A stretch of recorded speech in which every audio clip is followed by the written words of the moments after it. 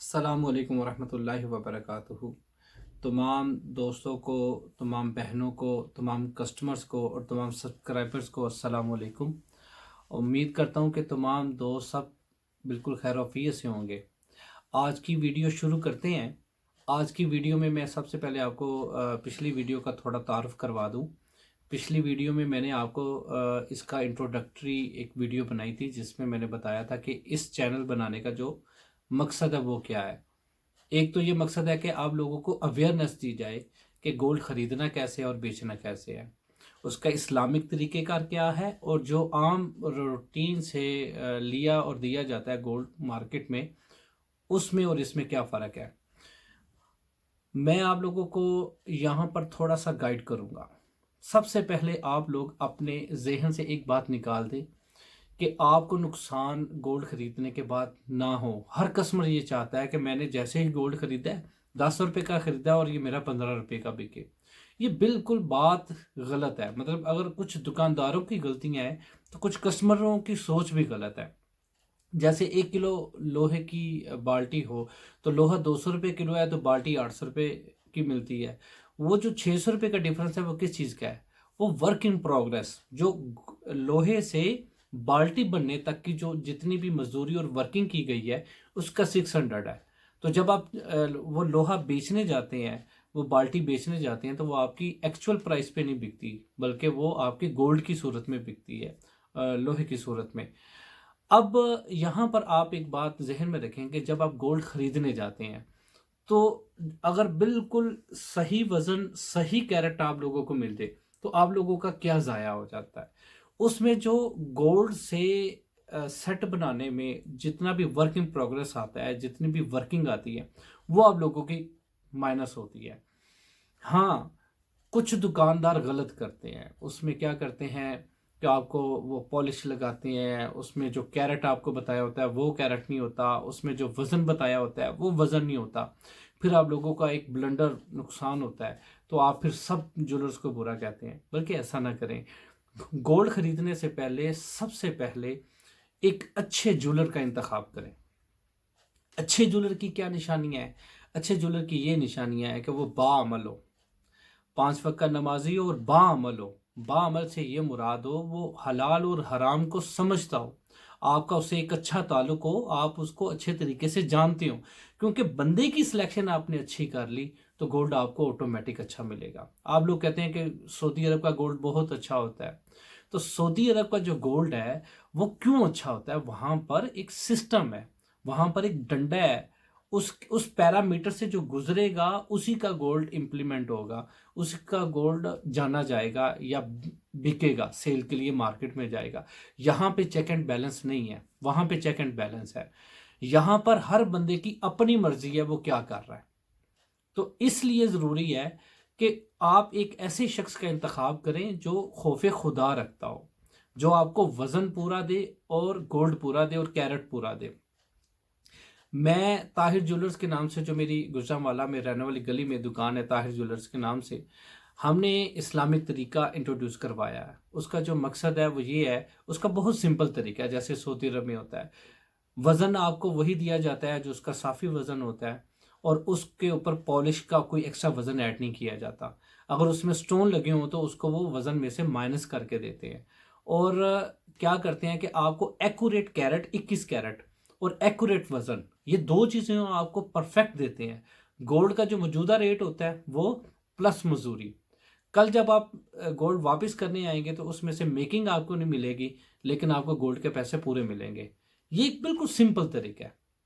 अगर मैंने उसमें कुछ गलत करना है, उसके वजन में गलत कर सकता हूँ, उसके कैरेट में गलत कर सकता हूँ, उसकी मजदूरी में गलत कर सकता हूँ, तो हमने वो सिस्टम ही खत्म कर दिया है। कि वजन हम इसलिए गलत नहीं करते कि जो स्केल के ऊपर कस्टमर को दिखाते हैं कि ये देखें ये इसका वजन है, और कैरेट भी उसको बिल्कुल एक्यूरेट लिख कर देते हैं, इवन कि उसकी प्योरिटी भी उसके अंदर लिख कर देते हैं, ताकि कस्टमर को उसमें कोई परेशानी ना हो, उसे पता हो कि मैंने ये लिया किस तरह है और देना किस तरह है।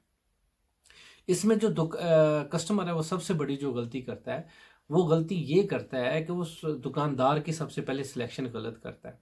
चलें, दुकानदार की सिलेक्शन ठीक कर ली है आपने, फिर उसके बाद दुकानदार का मसला ये है कि उसने अपने बड़ों से सीखा है कि गोल्ड को ऐसे देना है, कि गोल्ड में पॉलिश लगानी है, गोल्ड में मतलब मर्जी से कैरेट अपना, अगर वो 18 या 20 दे रहा है तो उसको 22 कैरेट करके देना है। उसने तो जो सीखा तो वो उसने आगे कर दिया। तो कस्टमर को ये चाहिए कि इस हवाले से अपनी सिलेक्शन बिल्कुल ठीक करे। ये सबसे बड़ी गलती है कि वो ज्वेलर की सिलेक्शन जो है वो ताल्लुक की बेस पर करता है। वो ज्वेलर की सिलेक्शन जो है वो इस बात पर करता है कि ये मेरी बरादरी का है। तो फिर आप क्यों इस बात की कंप्लेन करते हैं कि हमारे साथ ये ज्यादती होगी? एक तो ये बात है। इस्लामिक तरीक़ेकार में एक और बात जहन में रखें कि इस्लाम में, शरीयत में गोल्ड के ऊपर उधार सूद है और गोल्ड को गोल्ड के साथ एक्सचेंज करना हराम है। ये दो काम सबसे ज्यादा मार्केट में होते हैं। ये दोनों काम मार्केट में सबसे ज्यादा होते हैं। और आप ये सोचें कि जब इस तरह हम ट्रांजैक्शन करेंगे तो बेचने वाले को क्या उसमें बरकत मिलेगी और लेने वाले को उसमें क्या बरकत मिलेगी? दोनों बरकत से खाली हैं। तो हमने काम वो करना है जिसमें अल्लाह की रज़ा भी शामिल हो, अल्लाह के रसूल की भी रज़ा शामिल हो, ताकि उस लेने और देने में अल्लाह की बरकत आ जाए, वो हमारे लिए ट्रांजैक्शन नफ़ा बख्श साबित हो। बस ये आज तो मैंने जो आपसे कहा है कि गोल्ड ख़रीदना बहुत आसान है। उसके लिए आपने सबसे पहले क्या करना है? गोल्ड का वज़न पूरा लेना है, जो वज़न उसका साफ़ी वज़न होगा। नंबर दो, आपने एक्यूरेट कैरेट लेना है। अगर ये दो चीज़ें आपने ले ली तो रेट तो इंसान के सामने होता है, जो रेट उसका होता है वो रेट, और मजदूरी तो उसका हक बनता है दुकानदार का। तो वो कल को जब आप लेके जाएंगे तो उसका कितना फ़र्क पड़ जाएगा वापसी पर। एक्चुअली अगर इसका मैक्सिमम भी देखें तो 100 रुपए के पीछे 20 रुपए, 20% इसकी जो मेकिंग है या मजदूरी है वो लगती है, लेकिन 80% रकम आपकी बिल्कुल सेव होती है। या ऐसे समझ लें कि 100% आपका सेव होता है गोल्ड। अगर आपने एक्स्ट्रा ऊपर 20% मेकिंग अलहदा से दे के करना है तो आपका गोल्ड कहीं नहीं जाता, आपके पास आप वो बिल्कुल पूरा सेव रहेगा। जो बिल्कुल आम मार्केट में बना हुआ है, क्या है जी, 3 दफ़ा जाएं तो गोल्ड सुनार का हो जाता है। हाँ होता है, उनका होता है जो नीयत के बुरे होते हैं, जिनकी नीयत में भी खोट होती है और गोल्ड में भी खोट होती है। जो काम खरा करते हैं, काम इस्लामी तरीके से करते हैं, उस हिसाब से अगर देखें तो गोल्ड हमेशा जो है वो कस्टमर का ही रहता है। अगर आपके पास रहेगा तो आप हमारे पास आएंगे ना। नंबर दो, इस महंगाई के दौर में मैंने एक और काम किया है। इस महंगाई के दौर में मैंने ये किया है कि जो पुराने जेवरात बिकने आते हैं हम उसे रीफर्निश करके आगे सेल कर देते हैं विदाउट मेकिंग।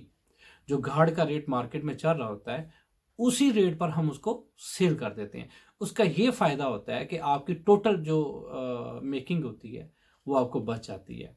वो लगा लें कि 1 तोले के पीछे 15-20 हज़ार तो कुछ भी आराम से आपको सेव होगा उसमें से। ये मैं कम बता रहा हूँ, 30 से 35 हज़ार एवरेज 1 तोले के पीछे सेव होता है।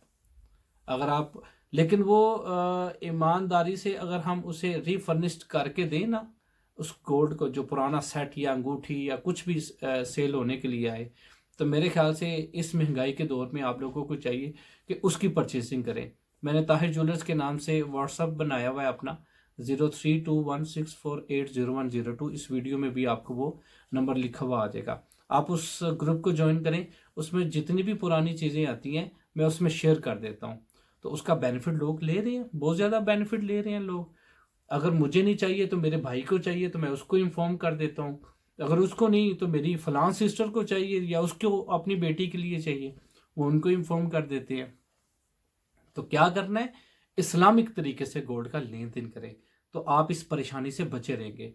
और बहुत सारे लोग जो है वो इस गोल्ड में इन्वेस्टमेंट करना चाहते हैं, तो उन लोगों से गुजारिश है कि आप मेरा ये चैनल सब्सक्राइब करें और जो ताहिर ज्वेलर्स का व्हाट्सअप नंबर है उस पर आप आएँ।